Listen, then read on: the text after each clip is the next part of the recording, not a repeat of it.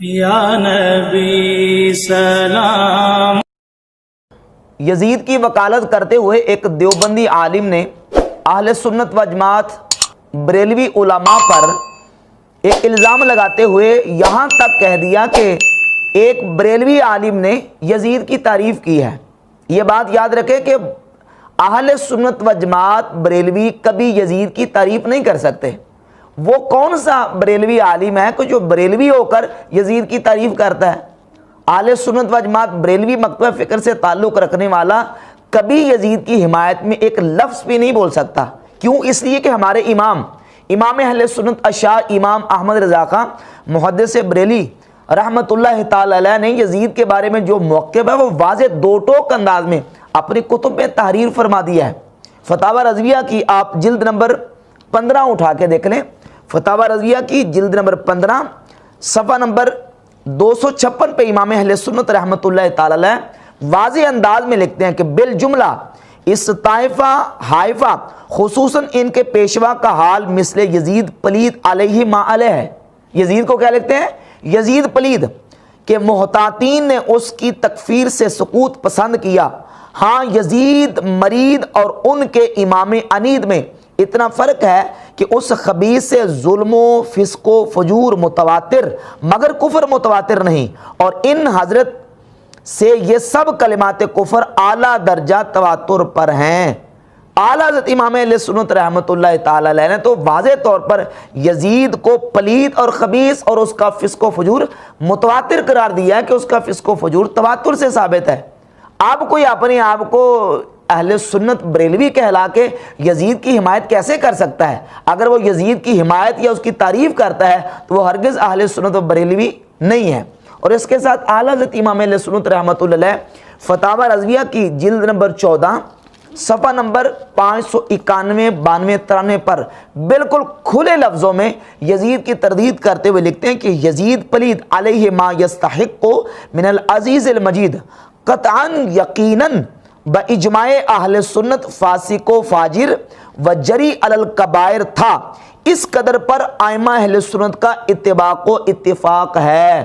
اہل سنت سب اس بات پر متفق ہیں کہ یزید فاسق و فاجر اور جری علی الکبائر تھا، صرف اس کی تکفیر و لعن میں اختلاف فرمایا۔ اور آگے امام اہل سنت رحمۃ اللہ نے فرمایا کہ شک نہیں کہ یزید نے والی ملک ہو کر زمین میں فساد پھیلایا، حرمین طیبین و خود کعبہ معظمہ و روضہ طیبہ کی سخت بے حرمتیاں کی، مسجد کریم میں گھوڑے باندھے، ان کی لید اور پیشاب منبر اطہر پر پڑے، 3 دن مسجد نبی صلی اللہ تعالی علیہ وسلم بے اذان و نماز رہی، مکہ و مدینہ و حجاز میں ہزاروں صحابہ و تابعین بے گناہ شہید کیے، کعبہ معظمہ پر پتھر پھینکے۔ وہ ساری اس کی ظلم کی داستان بیان کرتے ہوئے امام اہل سنت رحمت اللہ تعالی علیہ 592 نمبر صفحہ پہ لکھتے ہیں، اور ہمارے امام اعظم رضی اللہ تعالی عنہ نے لعن و تکفیر سے احتیاطاً سکوت فرمایا کہ اس سے فسق و فجور متواتر ہیں،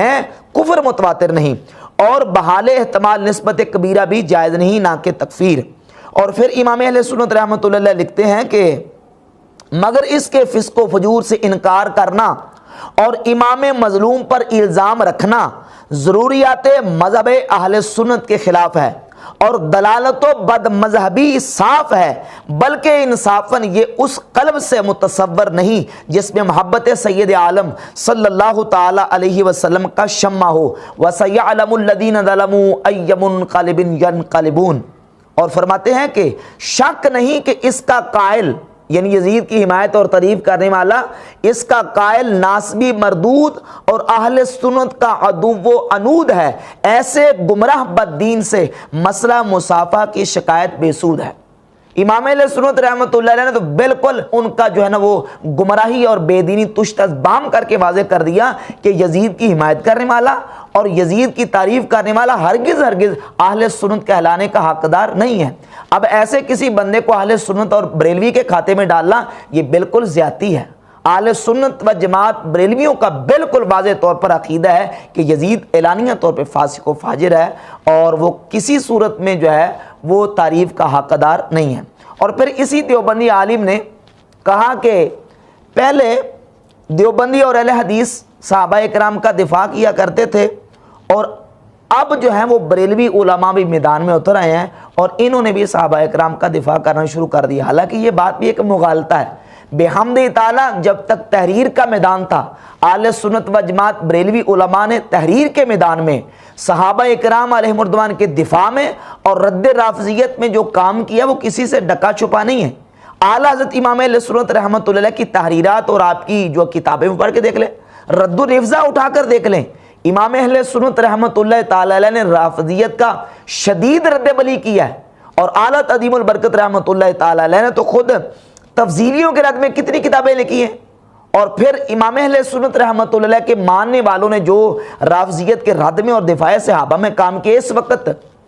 ملک پاکستان میں اور ہندوستان میں, پاک و ہند میں سب سے زیادہ ضخیم کام جو رد رافضیت اور دفاع صحابہ میں کیا گیا وہ اللہ کے فضل و کرم سے اہل سنت و جماعت کا ہے. آپ مولانا شیخ الحدیث حاجی محمد علی نقشبندی رحمۃ اللہ کی کتابیں اٹھا کر دیکھ لیں, تحفہ جعفریہ, فقہ جعفریہ, اور اس کے علاوہ ان کی کتابیں جو ہے وہ عقائد جعفریہ, دشمنان امیر معاویہ. اسی دیوبندی عالم نے ایک دیوبندی قاضی طاہر کی کتاب کا حوالہ پیش کیا کہ قاضی طاہر نے دفاع سیدنا امیر معاویہ رضی اللہ تعالیٰ عنہ میں بڑی اچھی کتاب لکھی ہے.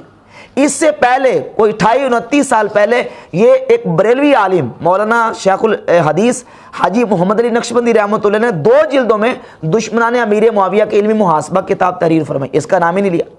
تو اللہ کے فضل و کرم سے